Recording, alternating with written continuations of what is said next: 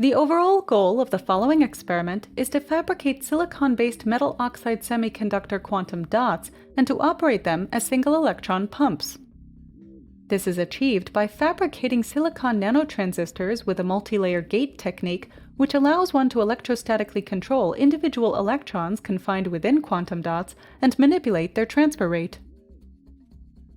As a second step, the fabricated devices are tested at liquid helium temperature to check their structural integrity. The observation of Coulomb blockade in the current voltage characteristics indicates satisfactory device functionalities. The results show that a quantum dot can be operated as a single-electron pump in a millikelvin measurement platform when the transparency of the entrance barrier is driven with an AC signal. This is evidenced by the appearance of signature current plateaus. Silicon nanoelectronics is at the heart of the information age that we all live in. Remarkably, silicon is also an excellent host material for quantum-based applications, such as quantum computing and quantum electrical metrology. Here at UNSW, we've developed the technology to turn conventional transistors into quantum devices. We can confine electrons in a tiny region in silicon with the size of only a few tenths of nanometers.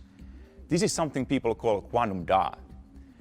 We use such quantum dots to precisely catch an electron from the source lead and push it to the drain lead.